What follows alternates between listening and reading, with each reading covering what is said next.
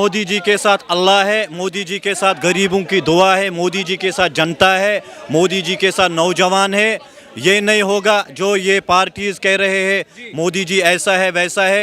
मोदी जी एक फ़कीर आदमी है, मोदी जी का दिल साफ है। हमारी दुआ मोदी जी के साथ साथ है। इंशाल्लाह 400 से भी आंकड़ा मोदी जी सीटें पार करेगा। 2 लाख हाईवे के प्रधानमंत्री आवास योजना के तहत जम्मू कश्मीर के लोगों को 2 लाख मकान मिल गए हैं। तो वो भेदभाव के मिले क्या? हिंदू मुसलमान का भेदभाव हुआ है? ना, वो कहाँ पहुँचे? वो किनको मिले? वो कश्मीरियों को मिले हैं या हिंदुओं को मिले? जरा मुझे बताइए। आज नरेंद्र मोदी जी ने वहाँ पे पत्थरबाजी बंद करवाई है। आज वहाँ पे 12 से 2 बजे रात तक बिजनेस चलता है कश्मीर में। दुकानें खुले होते थे, बिला खौफ बंदा जाता है, बिला डर बंदा जाता है। पहले खौफ होता था, पहले 4 बजते थे हर कोई घरों में होता था, 4 बजते थे घर में बंद होता था। आज रात को भी घूमो। हम भी चाहते हैं जिस तरह दिल्ली यूपी हो, जिस तरह यानी कि इंडिया कंट्री है, जम्मू कश्मीर में हो जाए। जम्मू कश्मीर में भी वैसे हो जाए। लेकिन ये तब होगा हमारा वजीर आजम दोबारा नरेंद्र मोदी जी आएगा, तब वैसा होगा। ये कांग्रेस हुकूमत ने जब वहाँ पे हुकूमत की है, उन्होंने कश्मीर को डेवलपमेंट क्यों नहीं किया है? ज़रा मुझे बताइए। उन्होंने पत्थरबाजी वहाँ पे क्यों नहीं रुकवाई है? ये भी बात है। उन्होंने वहाँ से जो पाकिस्तान यानी कि हथियार सप्लाई करते थे, उन्होंने वहाँ कंट्रोल क्यों नहीं किया? ज़रा ये मुझे बताइए। ये नरेंद्र मोदी जी की वजह से हुआ है। और जो lieutenant governor sir Shri Manoj Sinha ji है, उसने वहाँ पे काम डेवलपमेंट अच्छा किया है और कश्मीर को बहुत अच्छा डेवलपमेंट और कश्मीर को बहुत अच्छी तरक्की मिला। अच्छा, नमस्कार, बहुत बहुत स्वागत है आपका ऑल इंडिया न्यूज पर। मैं यशपाल राजपुरोहित। 2024 के लोकसभा चुनाव से ठीक पहले विपक्ष की जो इंडिया नाम का गठबंधन की जो रेलगाड़ी है, लगातार उससे कई यात्री ऐसे हैं जो उतरते जा रहे हैं। प्रधानमंत्री मोदी के खिलाफ एक अलायंस बनाया गया है, नाम रखा गया है इंडिया अलायंस। कहा यह भी जा रहा है कि ये इंडिया बनाम मोदी की लड़ाई है, इंडिया जीतेगा मोदी हारेगा, इस तरीके के बात की जा रही है। आपको लग रहा है क्या कि मोदी जी का कार्यकाल 10 साल का लगभग समाप्त हो रहा है? चांस लग रहा है कि रिपीट होगा? मोदी जी के साथ अल्लाह है, मोदी जी के साथ गरीबों की दुआ है, मोदी जी के साथ जनता है, मोदी जी के साथ नौजवान है। ये नहीं होगा जो ये पार्टीज कह रहे हैं मोदी जी ऐसा है वैसा है। मोदी जी एक फ़कीर आदमी है, मोदी जी का दिल साफ है, मोदी जी ने तरक्की की है, मोदी जी ने डेवलपमेंट करवाया है, मोदी जी ने जम्मू कश्मीर को बहुत अच्छा तरक्की में लाया और बहुत अच्छा डेवलपमेंट करवाया है। जम्मू कश्मीर में अमन चैन वहाँ कायम है अभी भी, क्योंकि पहले हमने देखा है घटनाएं होती थी, पत्थरबाजी की घटनाएं होती थी। आर्मी कहीं ना कहीं बार बार उन्हें सर्च ऑपरेशन करना पड़ता था, डेली का रूटीन हो गया था। अब क्या आपको मैं एक सबूत दिखाता हूँ। अगर पहले वहाँ पे अपने देश का झंडा मकान में लगाया जाता था, तिरंगा, उस मकान को ब्लास्ट मिलिटेंट करते थे। अगर तिरंगा लगा जम्मू कश्मीर में किसी मकान पर तो ब्लास्ट कर देंगे। पहले की बात मैं करता हूँ, मोदी से पहले, 14 से पहले। आज मेरे मकान में 3 साल हो गए अपने देश के तिरंगे को लगा हुआ है। देखो, देश के तिरंगा मेरे मकान में लगा हुआ है, 3 साल हो गए कश्मीर कंट्रोल में। तो ये फर्क दिख रहा है? नहीं दिख रहा। तिरंगा लहरा रहा है। पहले वहाँ पे तिरंगा कोई हाथ में नहीं उठा सकता था।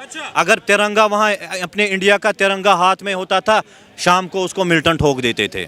इतना बुरा हालत था वहाँ पर। आप कह रहे हैं कि 14 के बाद में तिरंगा फहरा रहा है, वो भी शान से। मैं 3 साल हो गए मेरे मकान में तिरंगा को लगे हुए। वहाँ पे आज हालात ठीक है कश्मीर में। वहाँ पे पत्थरबाजी के अगर हम बात करेंगे, अच्छा अगर मैं कांग्रेस की बात करूँ, कांग्रेस कह रही है हमने जम्मू कश्मीर को ये किया है, फारूक अब्दुल्ला कह रहा है हमने जम्मू कश्मीर को वो किया है। तब ये सीएम कौन था वहाँ पे? जम्मू कश्मीर में सीएम कौन था वहाँ पे? उमर अब्दुल्ला था, फारूक अब्दुल्ला था सीएम। उन्होंने पत्थरबाजियों को क्यों नहीं रोक करवाई वहाँ पे? उन्होंने पत्थरबाजी वहाँ पे बंद क्यों नहीं करवाई है? ज़रा मुझे ये भी बताएं उसमें कौन सा राज है? वहाँ पे उस टाइम पत्थरबाजी बंद नहीं हुई है। आज नरेंद्र मोदी जी ने वहाँ पे पत्थरबाजी बंद करवाई है। आज वहाँ पे 12 से 2 बजे रात तक बिजनेस चलता है कश्मीर में, दुकानें खुले होते थे, बिला खौफ बंदा जाता है, बिला डर बंदा जाता है। पहले खौफ होता था, पहले 4 बजते थे हर कोई घरों में होता था, 4 बजते थे घर में बंद होता था। आज रात को भी घूमो। हम भी चाहते हैं जिस तरह दिल्ली यूपी हो, जिस तरह यानी कि इंडिया कंट्री है, जम्मू कश्मीर में भी वैसे हो जाए। लेकिन ये तब होगा हमारा वजीर आजम दोबारा नरेंद्र मोदी जी आएगा, तब वैसा होगा। आपको उम्मीद है कि भाई आपके वजीर आजम मोदी जी है, ये रिपीट कर पाएंगे? 100% श्योर है आप? मेरा दिल जो है ना, ऊपर वाले को दिल की ज़रूरत होती है और उसको किसी चीज़ की ज़रूरत नहीं होती है। मेरा दिल साफ है। अच्छा, आपने कहा कि जम्मू कश्मीर में डेवलपमेंट हो रहा है, वहाँ पर जो है विकास की लहर आ रही है, आप जिस जगह से आते हैं, जिस जिले से आते हैं, जिस पंचायत से आते हैं, वहाँ के जमीनी हालात क्या है, सच बताइएगा। देखो, अगर मैं डिस्ट्रिक्ट की बात बता रहा हूँ, वहाँ पे 2.5 करोड़ का डिस्ट्रिक्ट को एक साल में डेवलपमेंट नहीं होता था। डिस्ट्रिक्ट का नहीं, 1 करोड़ का इतना नहीं होता यार पंचायत में 2.5 करोड़ का होता है इस टाइम। पंचायत में 2.5 करोड़ का डेवलपमेंट होता है। मैं होता है या नहीं भाई? ये मेंबर है वहाँ के। इसको मोदी के आने के बाद अब कह रहे हैं पंचायत में 2.5 करोड़ का इन्वेस्टमेंट होता है। 2.5 करोड़ का एक गाँव में डेवलपमेंट होता है हर साल, हर साल। माँ की कसम सच कह रहा हूँ मैं। आप देख के चले, मेरे साथ झूठ नहीं बोलूंगा। मेरा रिश्तेदार कोई नहीं, मैं दिखाऊंगा डेवलपमेंट नहीं हुआ है वहाँ पे। फिर भी हम देखते हैं वहाँ की जो सियासत है, वहाँ की जो लोकल पार्टी है, वो बार बार ये कहती है कि जब से 370 हटा है, मोदी ने अपनी तानाशाही कर दी है। आर्मी को खुली छूट है कि वहाँ के जो लोकल पार्टी के नेता है उन्हें आप कंट्रोल में करो। अगर वो जनता के बीच में जाते हैं तो उन्हें रोका जाता है, उन्हें घर में कैद करके रखा जाता है। तानाशाही का माहौल जम्मू कश्मीर में मोदी कर करके। देखो, वो आर्मी को बदनाम कर रहे हैं, जम्मू कश्मीर पुलिस को बदनाम कर रहे हैं। आर्मी का काम है मिलिटेंट वहाँ देखना, मिलिटेंट को मारना। आर्मी को पॉलिटिकल पार्टियों से, पॉलिटिकल लीडरों से कोई मतलब नहीं है। वो इनको एक्सपोज कर रहे हैं, बेचारों को, उनको बदनाम कर रहे हैं। ये कांग्रेस हुकूमत ने जब वहाँ पे हुकूमत की है, उन्होंने कश्मीर को डेवलपमेंट क्यों नहीं किया है, ज़रा मुझे बताइए। उन्होंने पत्थरबाजी वहाँ पे क्यों नहीं रुकवाई है, ये भी बात है। उन्होंने वहाँ से जो पाकिस्तान यानी कि हथियार सप्लाई करते थे, उन्होंने वहाँ कंट्रोल क्यों नहीं किया, ज़रा ये मुझे बताइए। ये नरेंद्र मोदी जी की वजह से हुआ है। और जो lieutenant governor sir Shri Manoj Sinha ji है, उसने वहाँ पे डेवलपमेंट अच्छा किया है और कश्मीर को बहुत अच्छा डेवलपमेंट और कश्मीर को बहुत अच्छी तरक्की मिला। अच्छा देखिए, अगर मान लीजिए कि वहाँ चुनाव बहुत नजदीक हो भी जाते हैं, एक और आप कह रहे हैं कि मोदी जी ने काम किया है, वहाँ डेवलपमेंट दिख रहा है। अगर वहाँ की जो लोकल पार्टियां हैं वो चुनाव में खड़ी होती है मोदी के विपक्ष में, तो क्या वहाँ की जनता लोकल पार्टियों पर इख्तियार करेगी या मोदी को, भाजपा को वहाँ पर मौका देगी? वो कश्मीर के लोगों को मिसाल के तौर पे बेचारों को नुकसान कर रहे हैं। अगर कोई बोलेगा मुझे वोट डालो, मेरे हिसाब से आप वो उनको वोट नहीं डालना चाहिए। वो अपनी वोट ज़ाया नहीं करनी चाहिए। अगर वो डालनी चाहिए, वो नरेंद्र मोदी जी को वोट डालना। वो मुफ्ती कहती है कि अगर 370 हट गई तो खून की नदियां बह जाएगी, ऐसा कुछ भी नहीं हुआ। वो कह रही कि कश्मीर की जो मिल्की अहमियत है, कश्मीर की जो आबरू है, मोदी उसको छीनने का काम कर रहे हैं। वहाँ की जो आवाम है, वहाँ की जमीनें छीनने का काम कर रहे हैं, बड़े बड़े उद्योगपतियों के हाथों में दे रहे हैं, तमाम चीज़ें आरोप। देखो, आपको मैं एक बात बताऊंगा।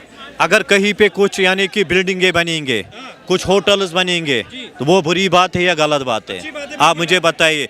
जो ज़मीन वहाँ पे खाली होगी, अगर वहाँ पे डेवलपमेंट गवर्नमेंट करेगी, गवर्नमेंट ऑफ इंडिया करेगी, वो गलत बात है?